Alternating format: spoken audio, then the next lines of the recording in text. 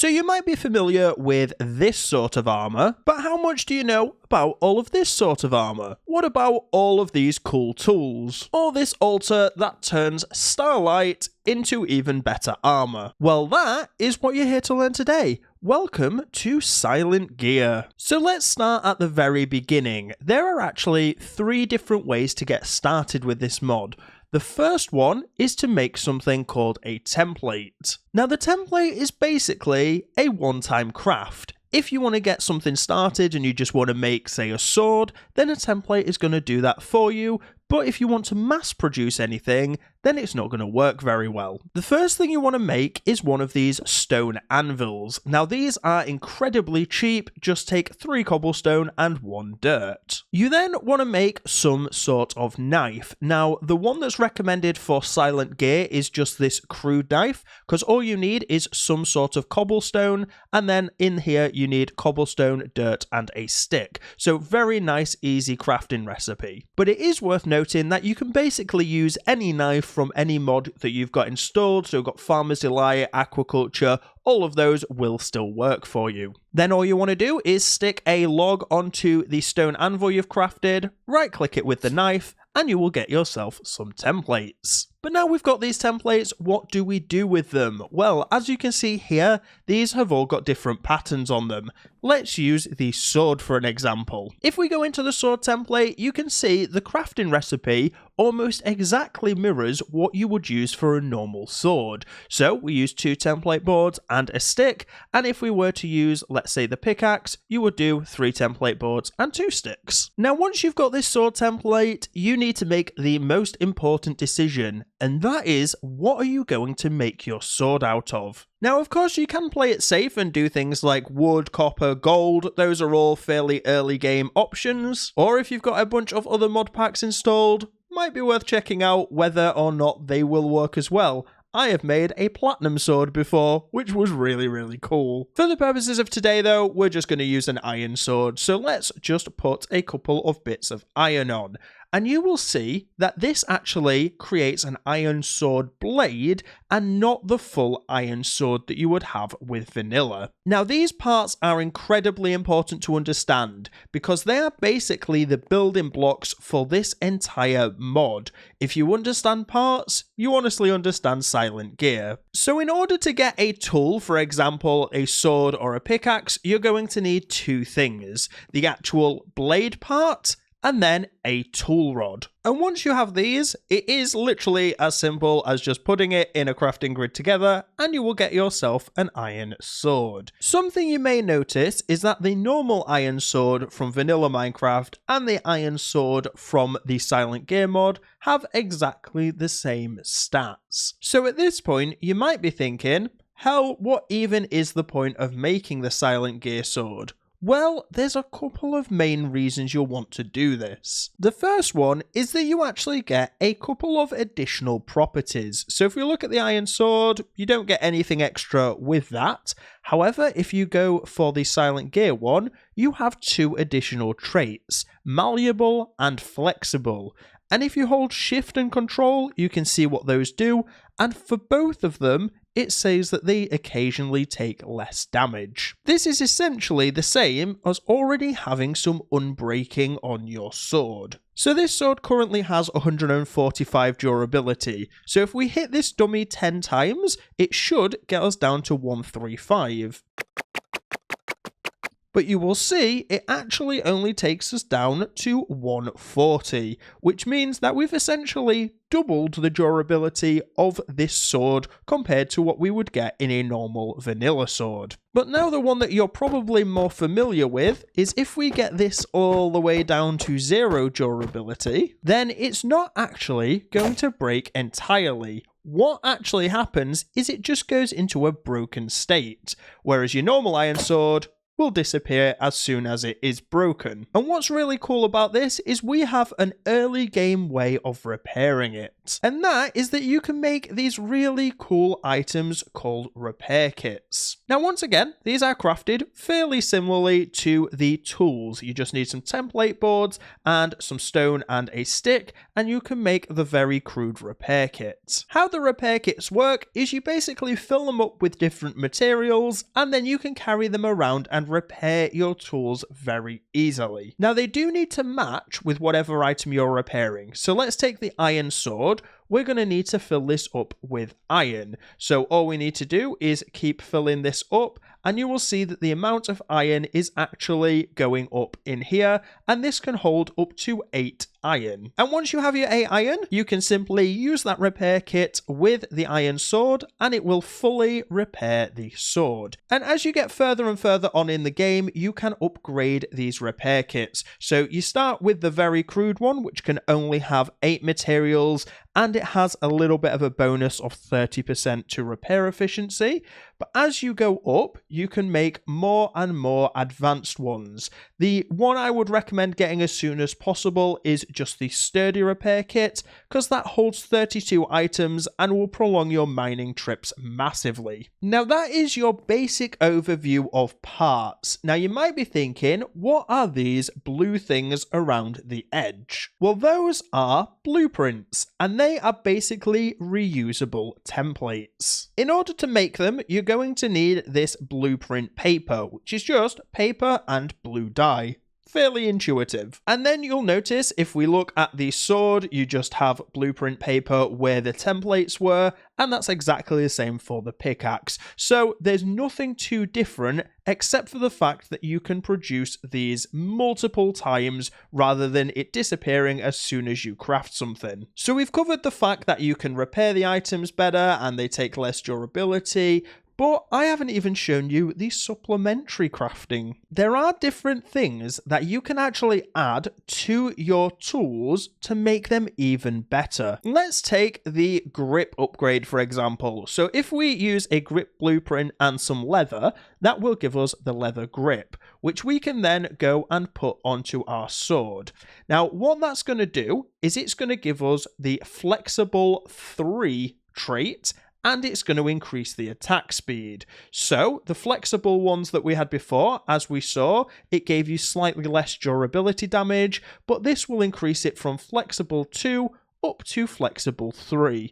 And you've also got the attack speed going from 1.6 up to 1.75. This sword is now officially better because it attacks a little bit quicker, but that can be further improved with a tip upgrade. Now, we've all been there where we've only found 1 diamond and it's not good enough to be able to upgrade the tier of item we've got. So this allows us to just use the 1 diamond to upgrade the tip.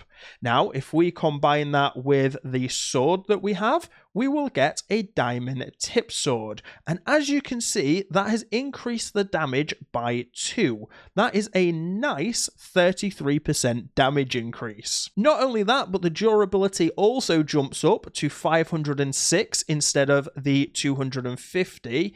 And if you were to do this on a pickaxe, it would also allow you to have the harvest tier of diamond, which means that you can start mining things like obsidian. So this is kind of a budget upgrade option.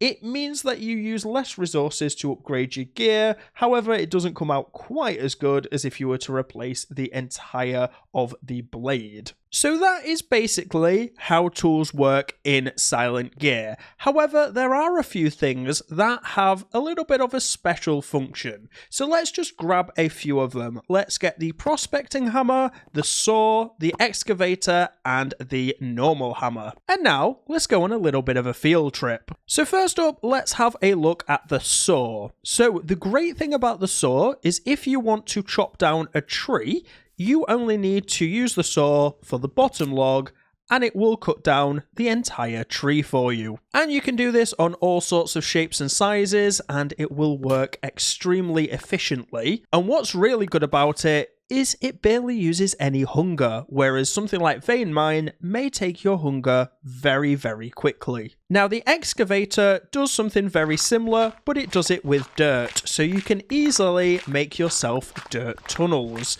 Now, it won't work on stone. What you need for stone is you need a hammer. So if we do the hammer on this one, it will break the 3x3. And I would make these as soon as possible because you will be surprised how amazingly useful these become in the early game, especially the saw, but I like using the hammer as well. It makes tunneling very, very easy. Now, the other one that I wanted to show you is this prospecting hammer.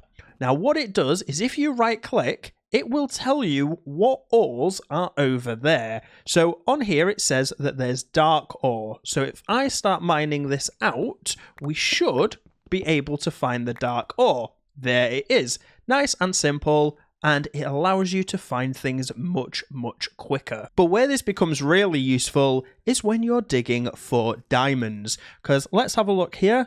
Nope, no diamond there. Let's move on a bit. Nope, still no diamonds. And you can just keep doing this until you find yourself some diamond ore. Right here, deep slate diamond ore. If we then start breaking things with a hammer, then we will find this pretty quickly. But as you can see, it's still further in that direction. And there we go. We have found ourselves some diamonds. This is honestly just incredible. If you want to find some diamonds early game, this is just going to be your best friend. Prospector Hammer is by far the most underrated thing in Silent Gear. That's enough about tools, let's move on. But if you guys want to experiment with all the different types of tools, I'll recommend that you do so because there's some really cool stuff here. Now, I'm not going to go over exactly how to craft all of the pieces of armor because it is very simple. You just use a blueprint and whatever material that you're looking for. But what I am going to go over are these armor sets behind me because these are unique to Silent Gear. Now, the first one is Blaze Gold. Now, I'll be honest with you, there's not a huge amount of point in crafting this because it's not that much better than normal gold. If we compare them, you can see that they are almost the same. There is slightly more durability and armor, but generally speaking, they're kind of based off each other.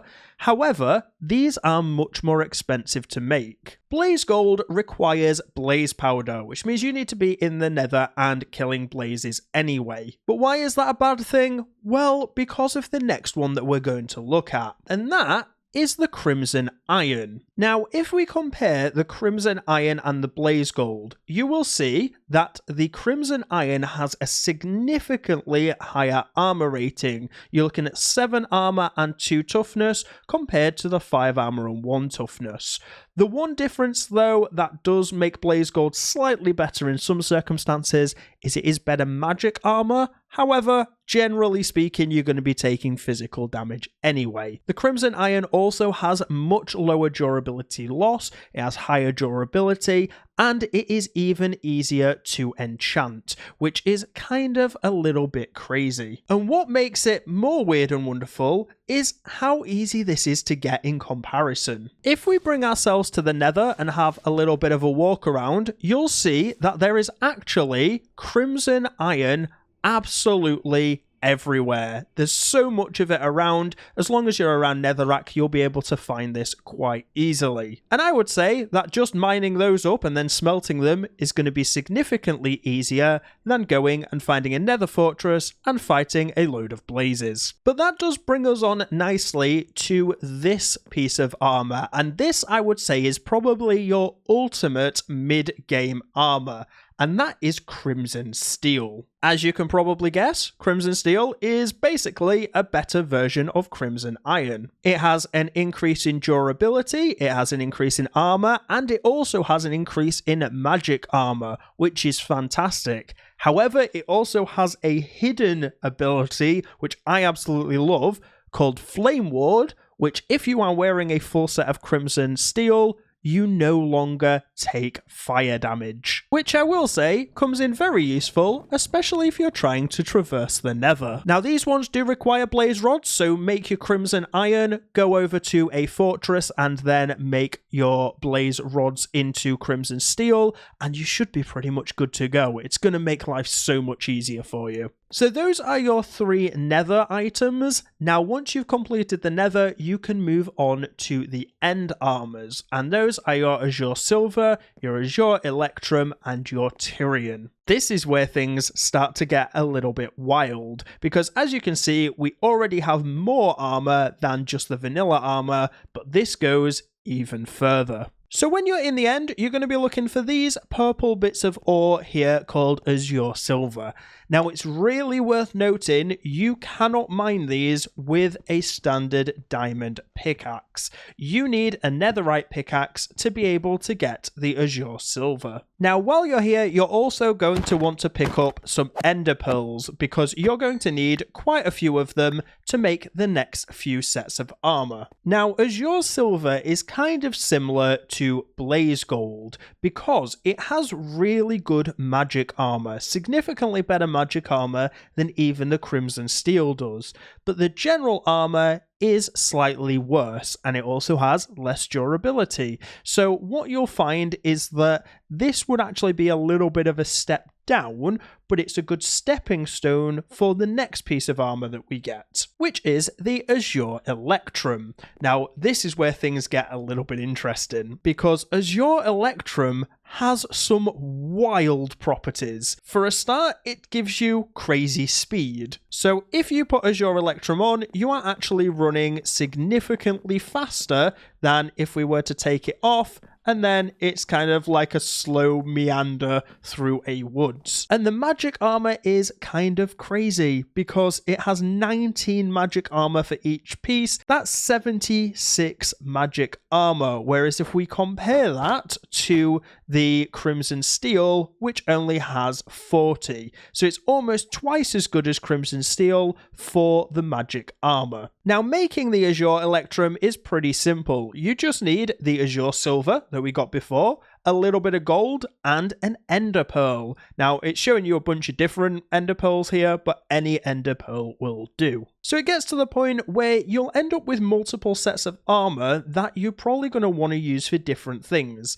Anything physical, you're going to be wanting to use the Crimson Steel, or anything in the Nether, Crimson Steel is great for, and anything that is magic based, you'll want to use the Azure Electrum for. At least until you get to the final armor set. Now bear with me on this because we are going to have to jump forward slightly because we need to make this thing called an alloy forge, but trust me, we will come back to it once we've looked at the Tyrian stuff. But the Tyrian armor needs Crimson Steel, it needs Azure Electrum, it needs a crushed shulker shell, and it needs some netherite. So it is basically the capstone of all of your progress, all fused into one. But this is definitely worth it. So the Tyrian Steel has significantly more durability than both the Crimson Steel and the Azure Electrum. It also has much better armor than both of them as well. Now, the only downside is this has less magic armor than the Azure Electrum, but still more than the Crimson Steel. But it has another special effect, which you can probably guess what it is by the term Void Ward, and that is that we can just fall into the void, and we will be perfectly fine.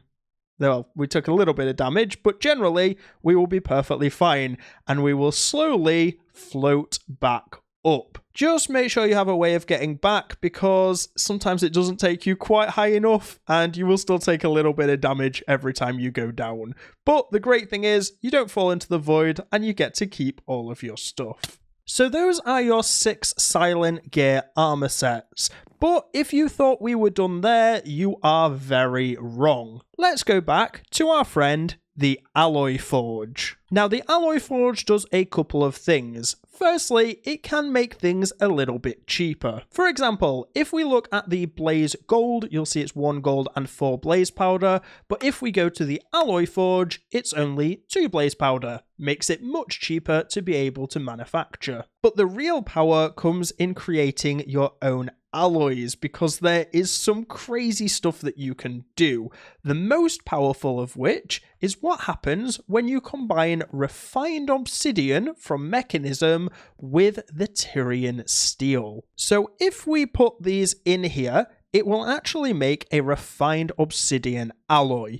And the really important thing to see here is the word synergy. So this 122% means that it should be better than just the items on their own, as long as these items are of similar sort of rarity. So if we now look at the Tyrian steel, you can see we have 9 armor and 12 toughness, but this new alloy that we've created has 12.88 armor and 17.18 toughness, so it is significantly better.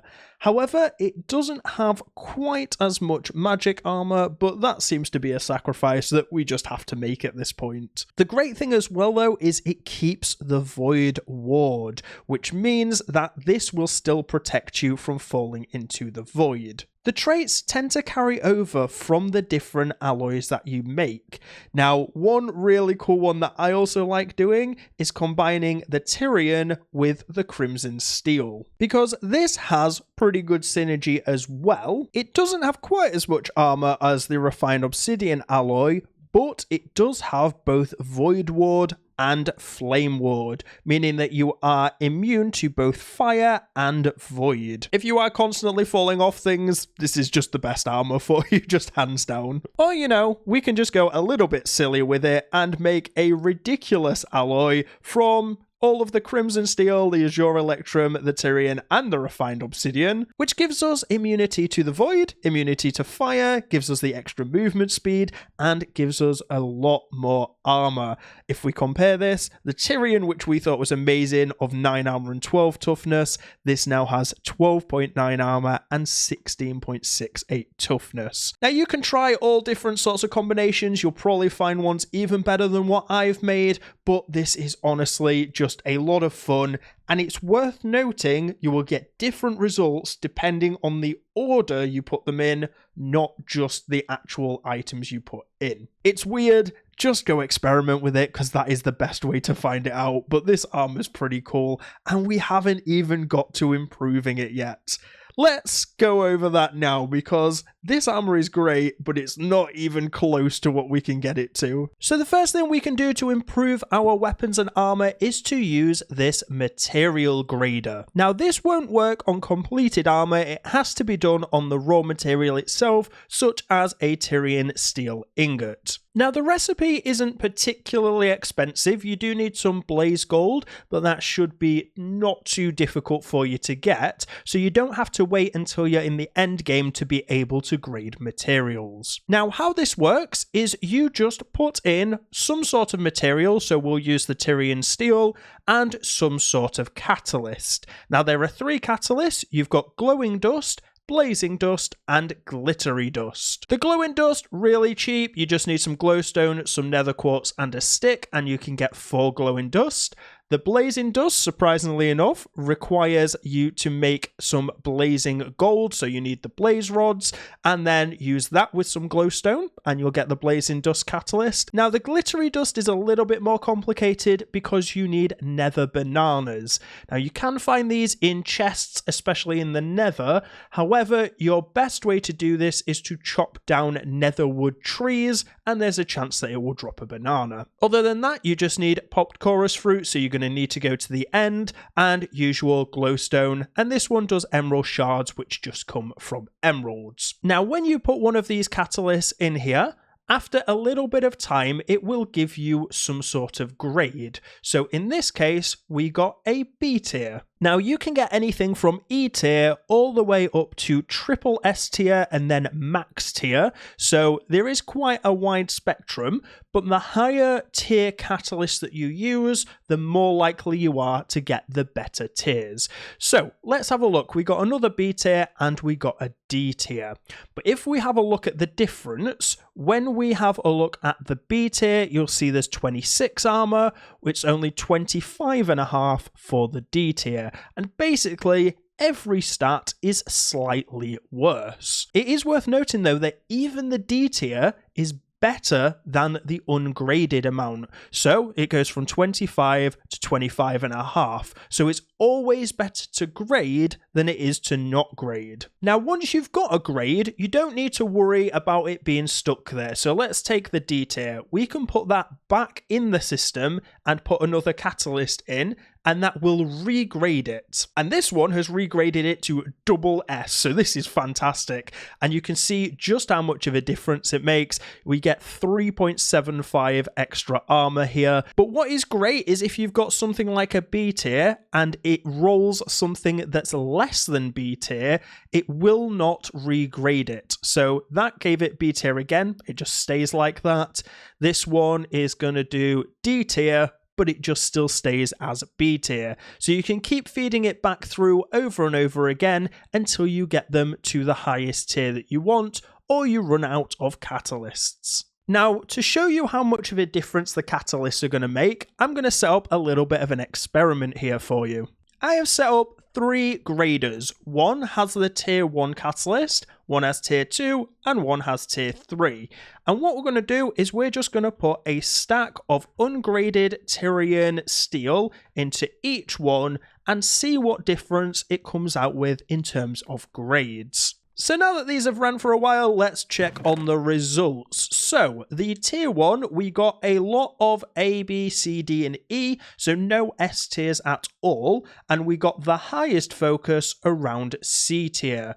It tends to follow a standard distribution curve, so the ones in the middle are more likely to happen, and the ones at the end are less. Obviously, quite a small sample size, so we do get a few outliers, but that generally tends to be how it works. Now, that becomes more obvious when we go to the tier 2, because we managed to get a couple of double S tiers and quite a lot of S tiers, but it all seems to peak around B tier, which is better than the C tier we had before. And then if we have a look at tier 3, we actually get a huge spike around A tier, but we also managed to get a max tier, some triple S, and quite a lot of double S.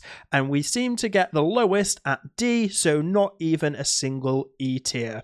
So as you can see, it makes quite a substantial difference which catalysts you use. If you want the absolute best, you want to be going for the tier 3 catalyst and keep rerunning it until you get to max. Now, the second thing you can do, which you can do after you've graded the materials, or you can do it separately, is you want to build this Starlight Charger.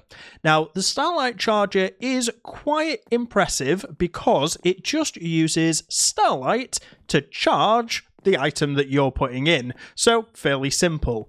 Now, how you want to set this up is you want to make this sort of grid pattern. So you want the Starlight Charger in the middle, and then if you go to the 3rd spot diagonally and 2 up, you then need to put these capstones on. Now, this is split into 3 tiers, exactly the same as what the grader is. However, it does require you to change the multi-block slightly.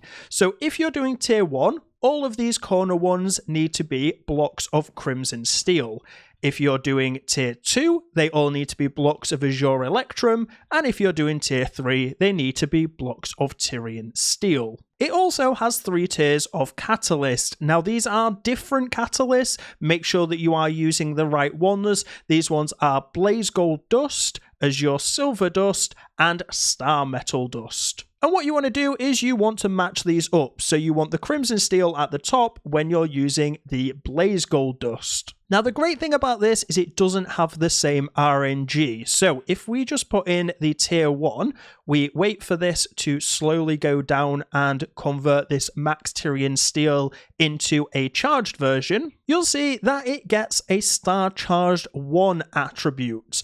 And if we compare that to just the normal maxed one, you can see here we got 32.5 armor. This is now up at 34.7. And now if we swap these out for the Tyrian steel and go for the tier 3 with the Star Metal, you'll see that this gets infused with the Star Charged 3. And this is significantly better than the Star Charged 1. So we're now at 39.1 armor instead of 34.7, which in itself is better than the 32.5, and then we can go all the way back to the very original Tyrian steel, which only had 25. So we've gone from 25 armor all the way up to 39.1 just by doing these two processes. Now, the only real downside is this costs a lot to be able to do it. You need Azure Silver, you need Azure Electrum, you need Blaze Gold Dust, and you need Nether Star fragments, which come directly from Nether Stars. So the tier 3 charging is a little bit later game, but you can make the normal tier 1 and tier 2 star charged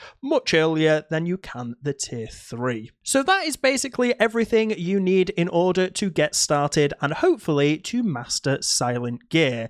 Now, you can use this with a bunch of other mods, including all of the All Mod 10 warners, and you can make this armor absolutely insane. And my good friend John Hull has a video that he released a couple of days ago on that, so I will link that in the description down below, and you can see how to make some crazy powerful weapons that can even do 10,000 damage per hit. If you did find this useful, make sure to leave a like on the video. It lets the algorithm push it to more and more people, and if this is more than your first video watching me, make sure to subscribe down below. I don't make the rules, it's just something you have to do.